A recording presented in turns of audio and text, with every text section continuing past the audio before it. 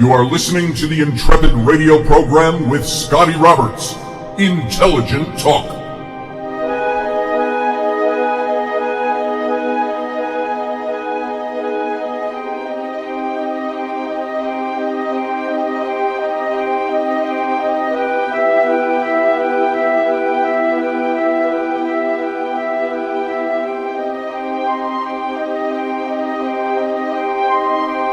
Well, happy Tuesday evening, ladies and gentlemen. I forgot what day it was for a second there. And you're listening to me, Scotty Roberts, here on my show, the Intrepid radio program here on the Odyssey Radio Network. That's ODYSY1.com. And come and join us over on the simulcast in video, where you can join the live chat room full of lively Intrepids tonight over at youtube.com/Mr. Scotty Roberts. Now, as usual, I've got a million things I can talk about, but I want to pick up where we left off yesterday on our talk about Christopaganism, the blending of a couple of different ideas together. Are they incompatible? What is the groundwork and the foundation to be able to lay down a solid foundation there, I'm being redundant, foundation for being able to blend these two faiths? And are they compatible is the big question. Are they so contradictory to one another that they cannot ever be blended in a proper way? If one believes in, let's say, just a simple, looking at it simplistically, a goddess or multiple gods versus a single monotheistic God and a savior. So are those things compatible at all? Well, perhaps if you go back to the series we were talking about, where you've got other Messiah-like God men all throughout ancient times in the Osiris Dionysus type of God prior to the time of Jesus, you might be able to say, yeah, there's room for that. Unless you adhere to things that exclude the others solely on the basis of exalting your own faith to a higher level. So that's what we're talking about. That's what we're in the midst of. But I was at the doctor this morning, and I wanted to mention this. I stole a magazine from the doctor waiting room table, and it's the Smithsonian magazine, and Secrets of American History was this particular issue. And this is Young George Washington started a war, is what they're saying here. And there's a painting of the young George Washington. And they're talking about, I want to make this a topic to talk about on this show, about history, revised history, uncovering aspects of history we may not know.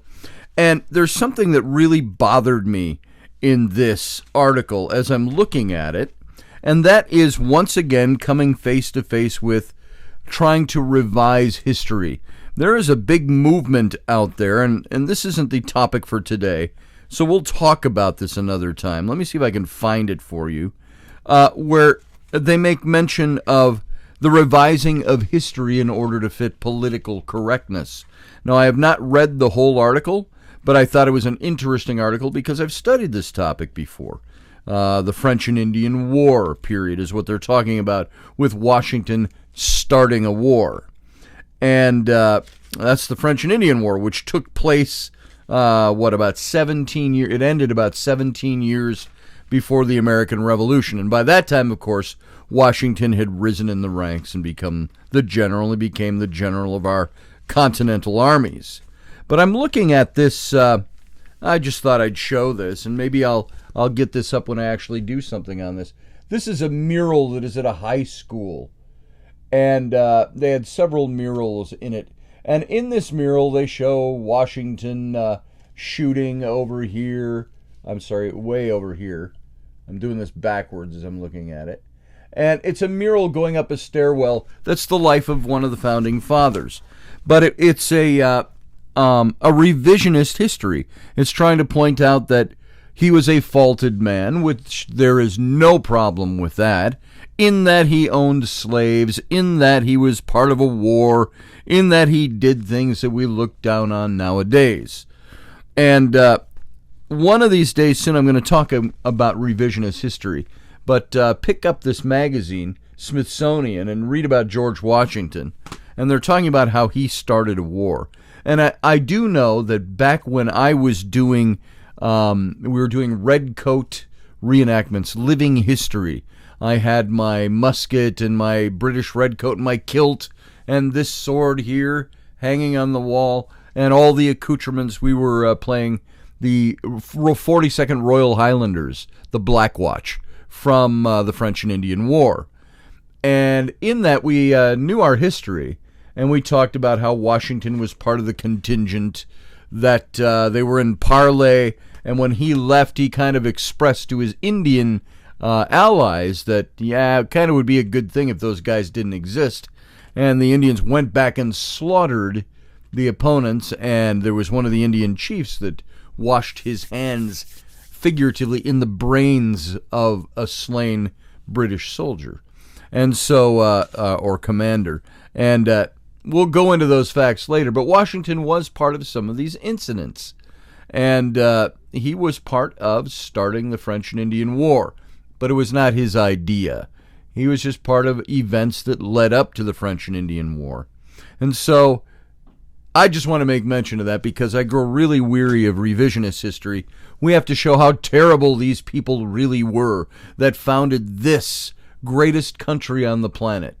Greatest country, especially if you take it from the perspective of an American. That we are exceptional. We are different than anything that had ever been done before.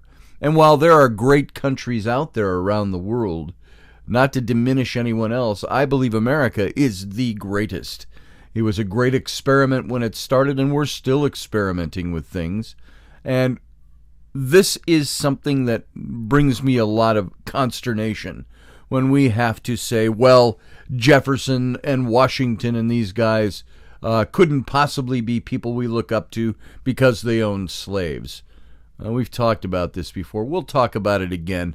There's a whole lot more to it than that, and I think we can look to our founding fathers as examples. They were, I'll make this the last word on this tonight, they were futurists. While they owned slaves, because they were part of a society and a world where that was common practice, they were also the ones that laid the foundation to freeing the slaves, especially in America, that all men and women are created equal in the eyes of the Creator. And they stood for that, and it led them down a path where they saw the inconsistency in their own languages, in their own lives. And this is why they were futurist and forward thinkers. And they founded an amazing document, by far the greatest country on the face of the earth and in history. So we'll leave it there.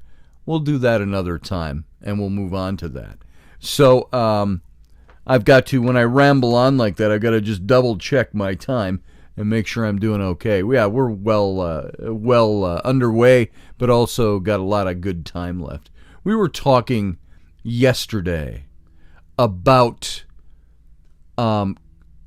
Christo-paganism, this blending of faiths. And I think that there's a lot that we need to look at and understand before we ask the question, is it compatible? We understand that developmental models can feel artificial, unconnected to real life. Social scientists look at growth and development from the outside, while you experience it from the inside. And you experience it from the inside, and insides don't necessarily feel like the outsides look. So these are very different perspectives. And so what I want us to do is go into, I'm scrolling in my notes here, because somehow I got way ahead of myself here. Hang on, folks. I'm going to go back. There we are. Where we were talking about this whole idea of how to encourage yourself to ask the questions, how to encourage others to ask the questions, to question the things that are around you, to step out and take a chance on the things that you believe or want to believe, and turn your back on the things that don't work for you anymore.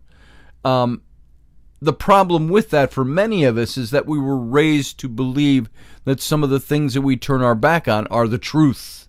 They're the truth. This is the fact that has morphed into truth about spiritual nature, about eternal destinies, about relationships with divinity.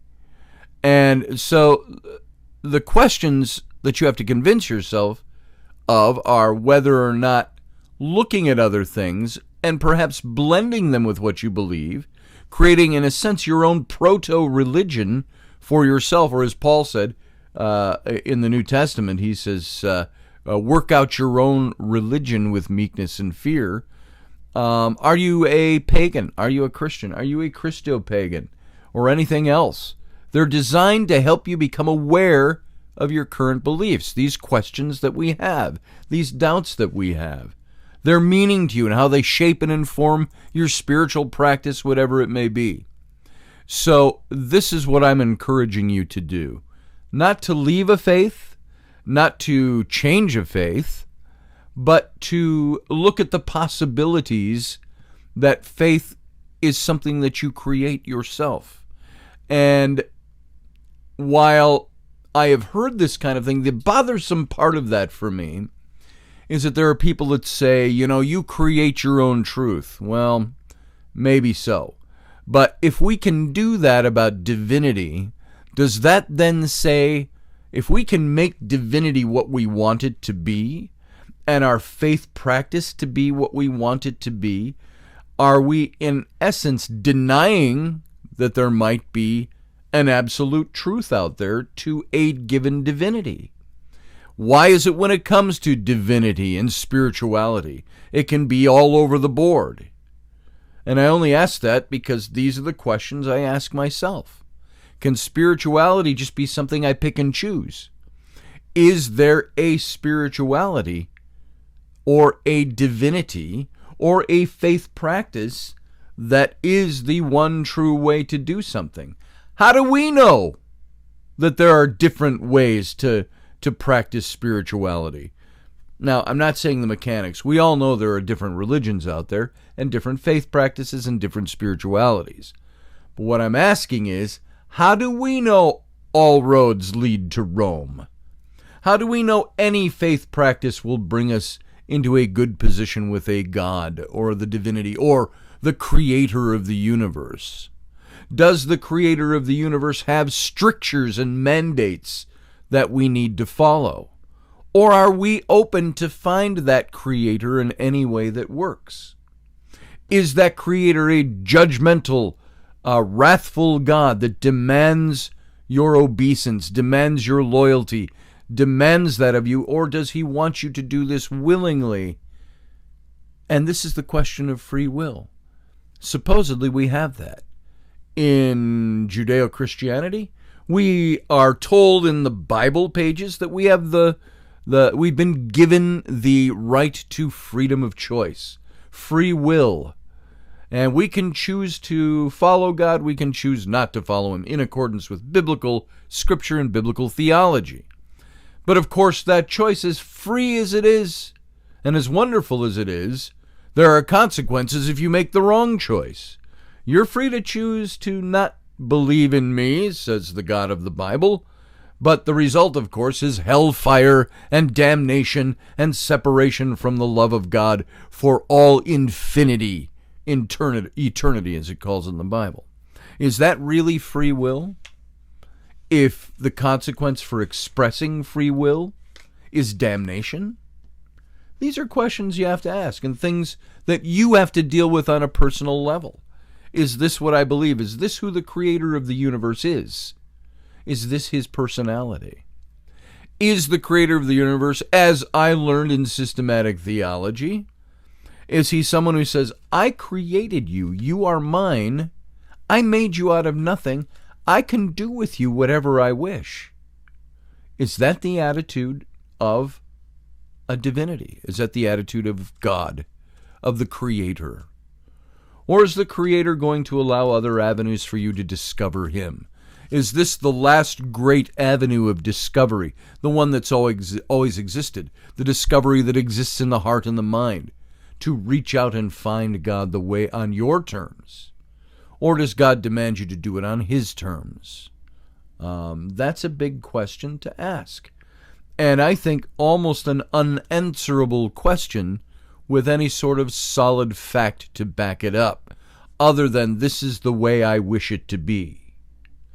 There was an old song that we sang with the youth group that was talking about God. Would I know you now if you walked into the room?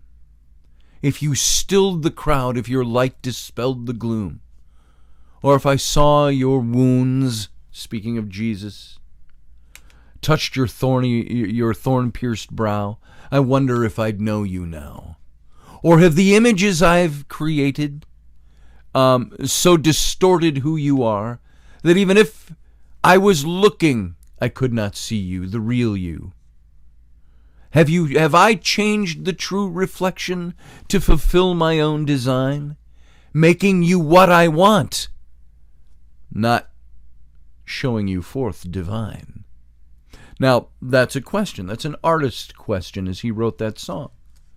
He says, if I made God into what I want Him to be, as opposed to loving or worshiping or following or adhering to a deity or deities that simply are what they are, or have I made them what I want them to be, to fit my own desires? There's the big question you've got to answer internally.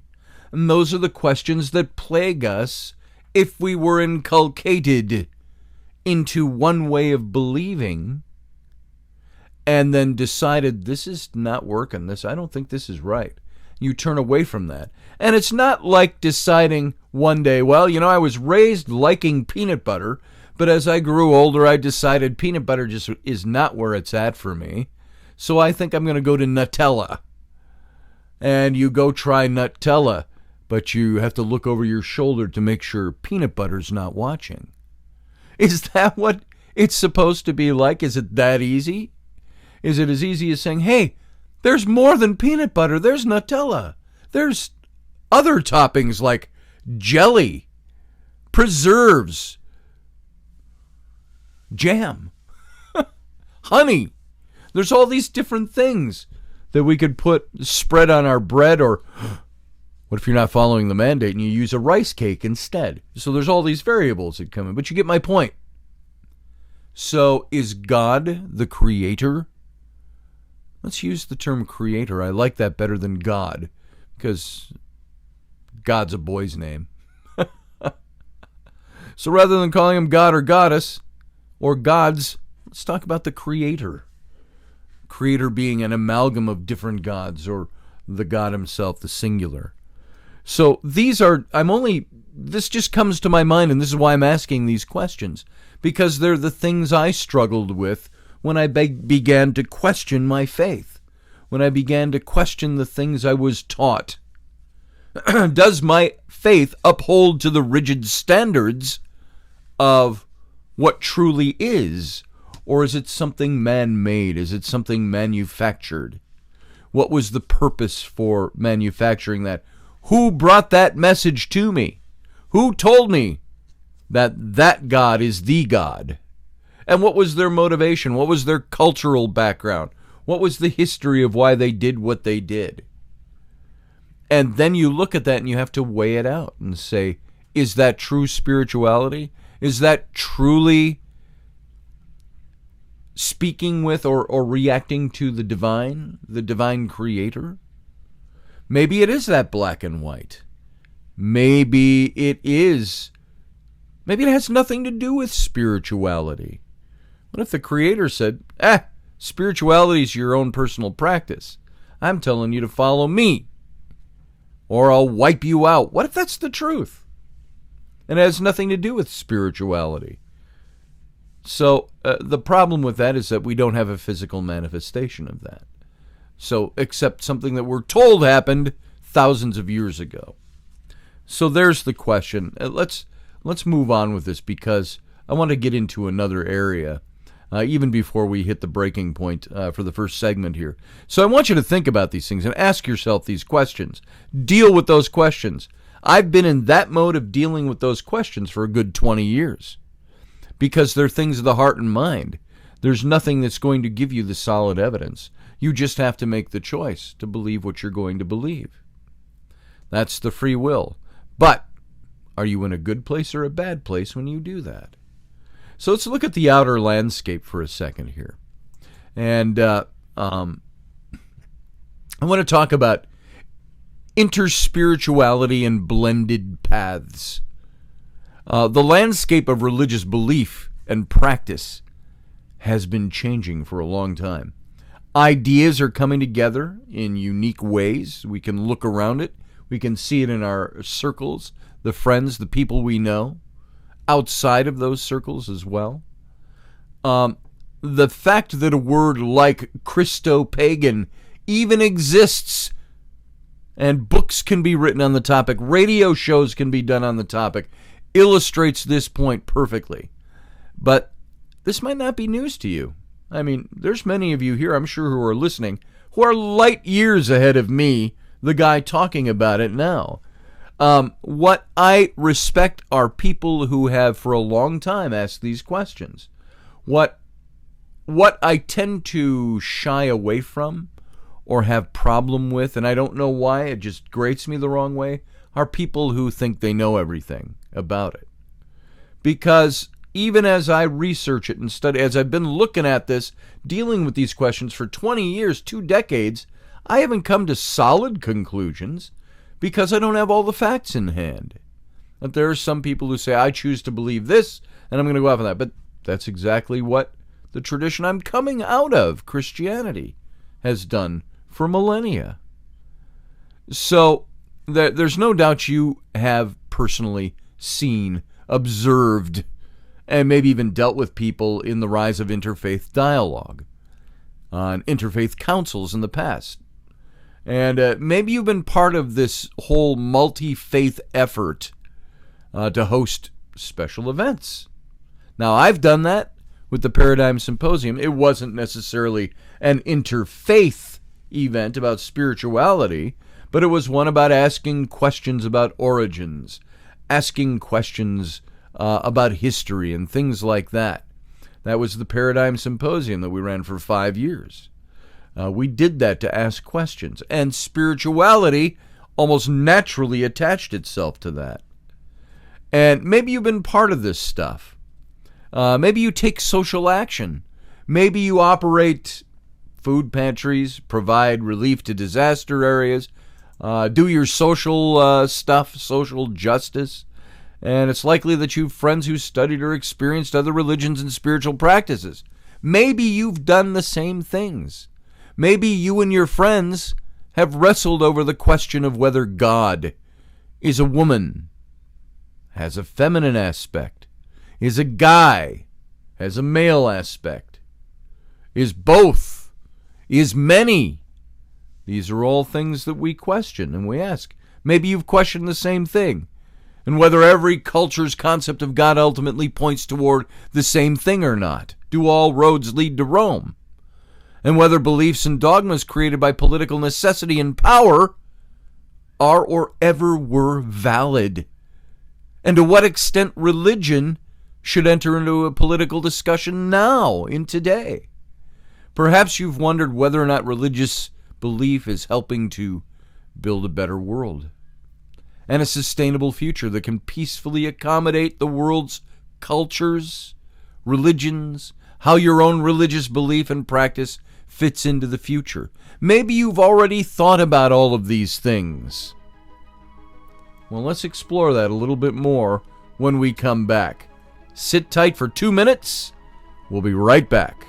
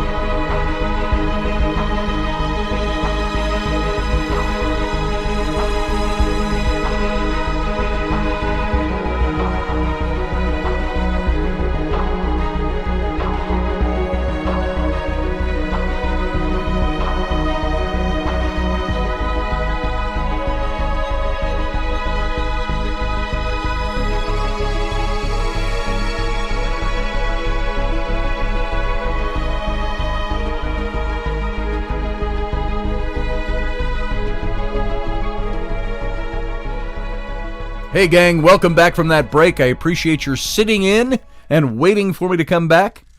You're listening to my show, Scotty Roberts, the Intrepid radio program right here on Odyssey Radio Network at odysy1.com. And you can come over and join, if you haven't already, the simulcast in video over on my YouTube channel. That's youtube.com/Mr. Scotty Roberts. And join the rest of the Intrepids. I rather like the fact that we've got Intrepids. And those of you who come in, you know who you are. All of you who come into the chat room every night and spend time here, I appreciate it. And, you know, while we only have a few handfuls of individuals that come in and actually chat in the chat room, you can see by some of the likes and the numbers and the views on the video page that we have a lot more people that come and watch passively from the sidelines, and that's okay too. So come on over, watch the video, participate if you'd like. Love to have you either way. All right, let's pick this up right where we left off, talking about interspirituality and blended paths and what that all means. And we've talked about this whole shift in the landscape, which religious belief and practice is nothing more than that. It's a paradigm shift in worldview. People are changing the way they think about things. Now that, again, begs the question. I know the biblical writers, and there were many of them, over 60 of them, they tried to prevent people from thinking outside that box.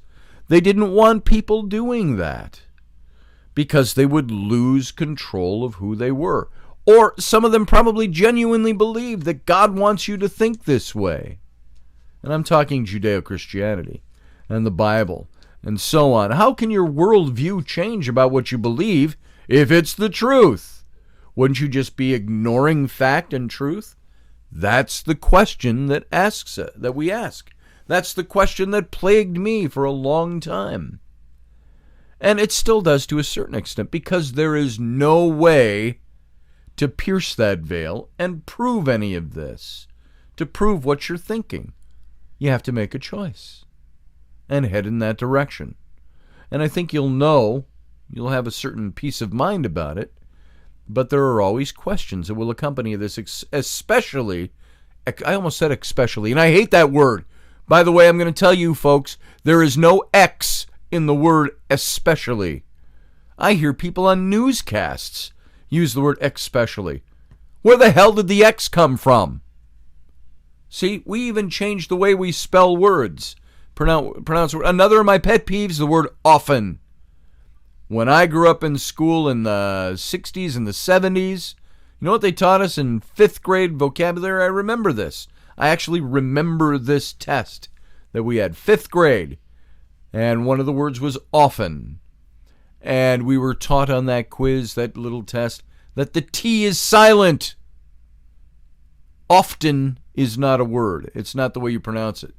Even though it's spelled that way, it's pronounced often. So why is it often now? Because people do it. So is this the same thing as paradigm shift in spirituality? Especially has no X in it. But we will say the word especially, people use it as if it's commonplace, as if that's the proper way to say it, because we've trained our tongues to speak that way. Does that make it right, quote unquote? That's not morally wrong, but is it the right way to pronounce something? Spill that over into spiritual belief. If spiritual belief was especially, and we have changed it to especially, who added the X? The divine? Or did we? So there's a big question when you're looking at how to gauge yourself. And this gauge is another one. I spelt the word gauge the other day, G-A-G-E. And somebody who was being very nasty to me called me a reprehensible shithead for something that I did online. I said online. I posted a picture of my 4-year-old girl who painted her face dark, dark blue, almost black. And she came in and told me I was a reprehensible shithead because she was referring to blackface. And I said, I'm sorry, my kid doesn't do that. And got into a big argument, and I said, you gauge. In my original post, I said, my daughter was painting her face. She said she was going to be a puppy dog. You gauge her talent here, or something like that. And I used the word G-A-G-E. And this person who called me a shithead said, it's the word G-A-G-U-E. And so I already know this, but I went and I looked it up. Both spellings are proper. Gauge, G-A-G-E, which is the way it sounds phonetically, that's actually archaic. It's an archaic way to say the same word. We added the G-U-E to be highbrow or something. I don't know what it is. Because none of us says gauge. None of us say gogwe. No, or gog. Where the U-E seems to... No, we say gauge still. We pronounce it with the G. Hard G. Not hard G. That's a... whatever kind of G that is. So, same thing. How do you gauge your spirituality? How do you gauge that question for yourself? Who added the word X to your especially? Isn't it especially? So figure out where the paradigm shift came in. So the shift in the landscape of religious belief and practice is nothing less than a shift in your worldview. And people are changing the way they think about religion and religious practice every day. And we see that's picking up speed of late, the more it becomes acceptable. Who is us? And who is them? And whether such distinctions make sense in a global, interdependent environment. Wayne Teasdale, Catholic lay brother, interfaith advocate, calls this new view interspirituality. We talked about this a bit yesterday. This is what interspirituality is. We make that change. And so is there validity to interspirituality? Does it have any basis in truth? Can it be lived experience? Or is it all wishful thinking? I want especially to be pronounced especially, even though there's no X in it, because that's the way I say it. So here's the question I've been asking since the beginning of this show. Is it for you something that's real, this interspirituality? Or does it exist simply because you wanted to? Might it even be worse? I got to sneeze, folks. I hate doing this on the radio. You ever do that where you... Whoo! See, and that came out of nowhere. Thank you, radio audience, for bearing with me. I could have hit mute somewhere, but I didn't. I'm human. I sneeze while I talk. So, where was I? I lost some gray matter on that one. I'm talking brains, not boogers. So, might it even be worse and spring from an inability to make a commitment to one form of spirituality or another? Is that what you might be feeling? Maybe that was my problem. Maybe my problem has been all the way along the lack of commitment, the lack of willingness to commit myself. And sometimes that lack of willingness to commit yourself is based on fear of outcome. Consequences. Are there spiritual consequences for changing boats in the middle of the stream, so to speak? So, Teasdale answers that. He believes interspirituality expresses a fundamental truth, that of the spiritual independence of all religions is what is at its core. He says this interdependence exists because the cosmos is one interrelated system, and the religions themselves share in this one system of reality and life and being. If the universe is one, why is not religion and spirituality one? No matter all the different elements that make it up. So it's true that humanity has basic things in common, which governments, cultures, religions can't change. For example, all humans experience the cycles of day and night, the changing of the seasons, universal laws such as gravity, the speed of light, motion, thermodynamics, the experience of the body, birth, death, physical and emotional needs. We all share these same things. We all have these things in common.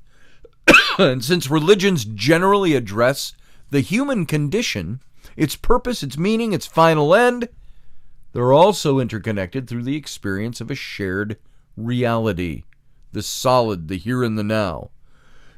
Now, some of you might come across and say, well, my reality is different than yours because truth is what I perceive.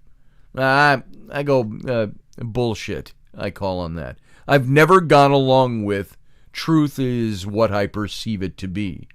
Maybe my truth and the way I perceive truth and the way I act are based on what I perceive, but that doesn't change truth. I believe there are absolutes out there.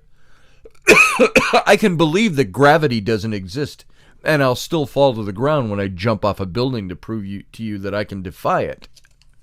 So now somebody else will come along and go, well, maybe if you just had the right power and the you know what? Bullshit. I'm calling bullshit on that. Now, maybe that magic exists. Maybe that power exists to tap into that, and you can defy gravity. But gravity is there. Whether you defying it doesn't do away with it. It means you've found a means to circumvent it. That doesn't mean you've changed the truth of it. So, this has always been true. All of this stuff. But human beings have not always been at a point in their personal and their cultural development where they can see this truth.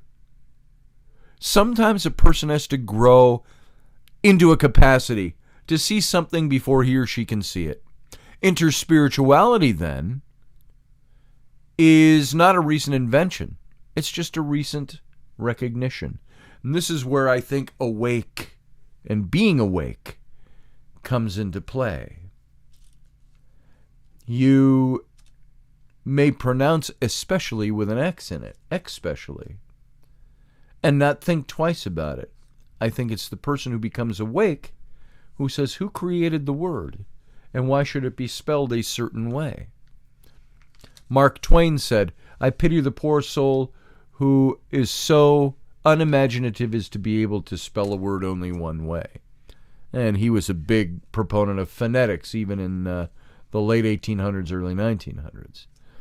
And so it requires of people who've developed the capacity to be able to see and appreciate the interconnectedness of the human experience. It's not just recognition of that, it's appropriation of that. It's application of that. It also requires people who are strongly grounded spiritually, who place a high value on spiritual sharing, who are willing to work to make such sharing a real thing, not only for themselves, but for other people around them. I'm going to go back to Teasdale again. He notes that interspirituality can be a world-changing force when it's pursued by people who have a viable spiritual life. There's a key phrase, viable spiritual life, that's coupled with their determination, their capacity, and their commitment to the inner search across traditions. So, do you have a strong, viable, spiritual life?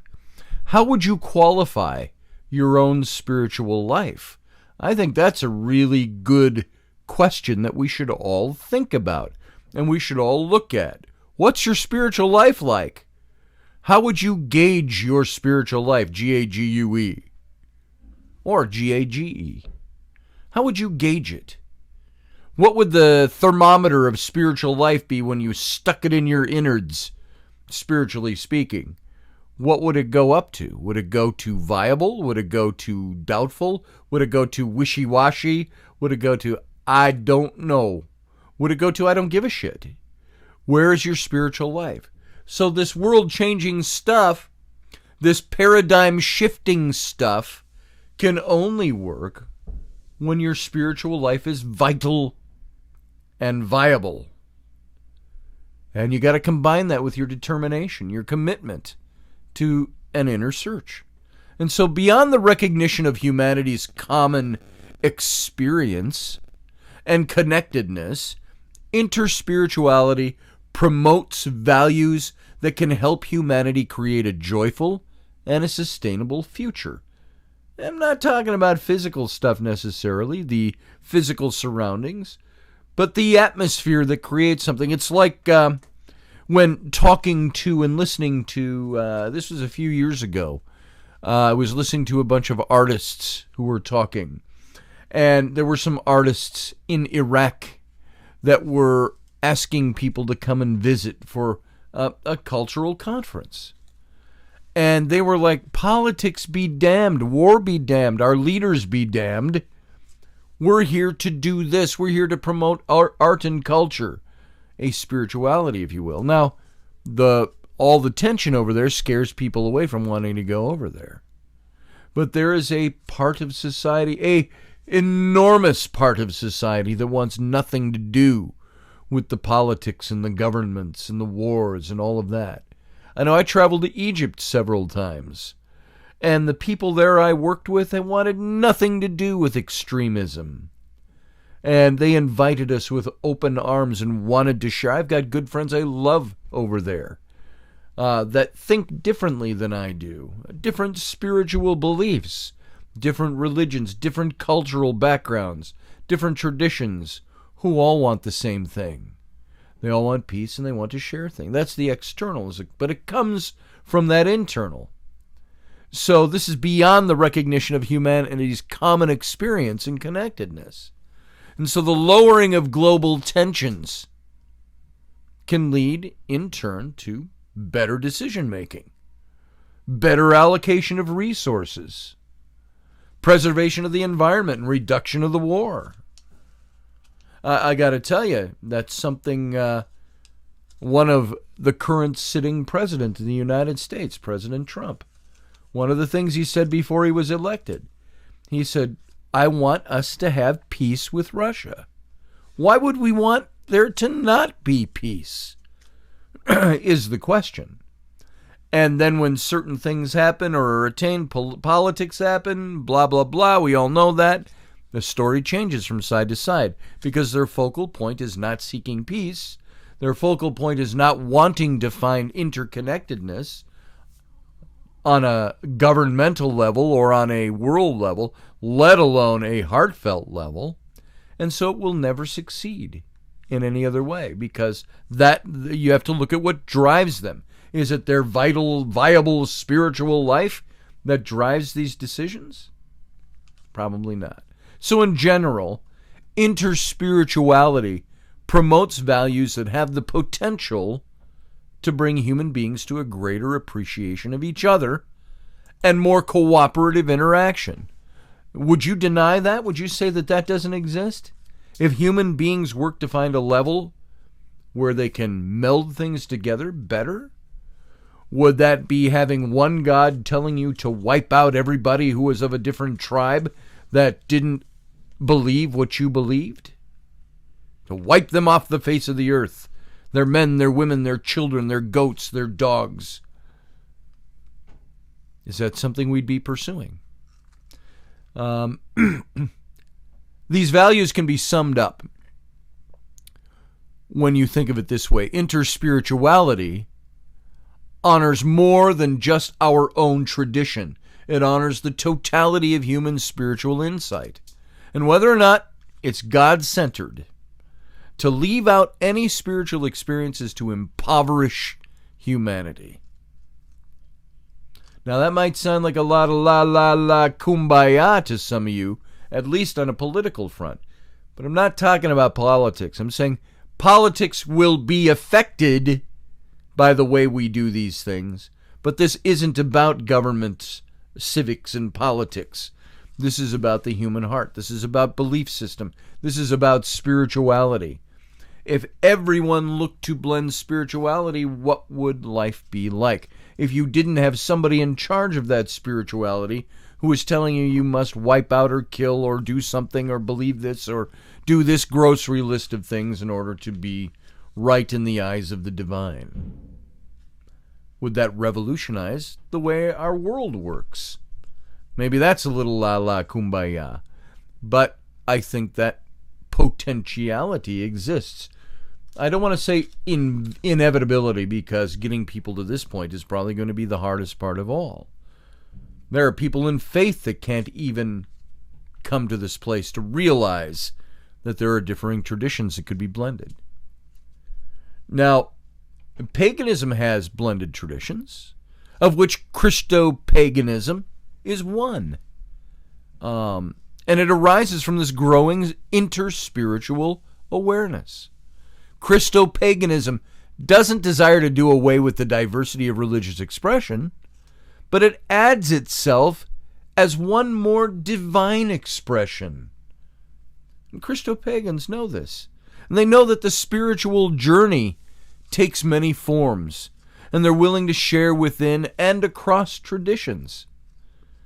There's many Christo-pagans out there that believe that everything in the cosmos is part of a related system, and that physical and non-physical reality are interconnected. And this interconnected reality includes spirituality. Blended traditions reflect the diversity and the interconnectedness inherent in the universe.